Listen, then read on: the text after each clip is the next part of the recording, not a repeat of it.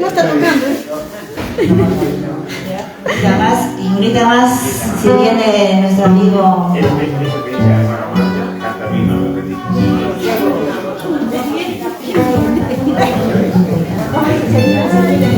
Gracias a Maribel Montesinos y a la estudiantina Lampa. Muchas gracias, muchas gracias. Bueno, ya todos también, gracias a que han estado presentes todos en este día, recordando un año más de su partida, de nuestro gran hermano, padre, amigo, difusor de nuestra música puneña, como es don Jesucito Anco Vargas. Hoy goza de la eternidad al lado de nuestro Padre Creador.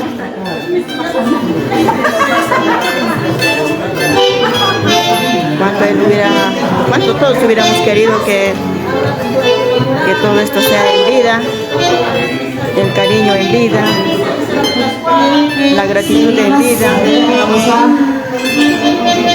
un par de cervecitas en vida, estudiantina tantas cosas, reconocimientos tal vez de sus admiradores, de sus instituciones, de todas las provincias que él ha apoyado, que él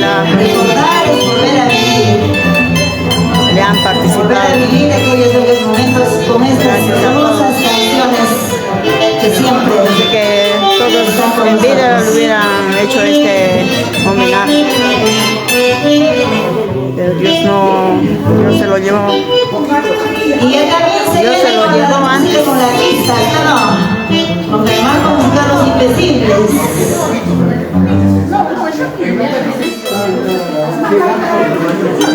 Hoy vamos allá en la eternidad con nuestro Padre Creador.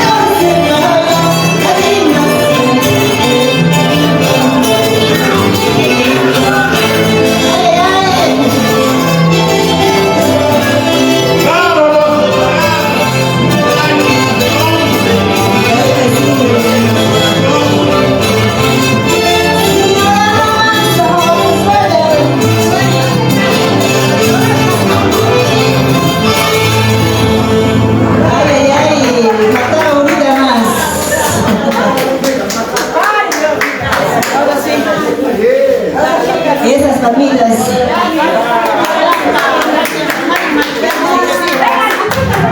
Los maestros. Gracias, estudiantina Lampa. Gracias a Mari Maribel Montesinos. En este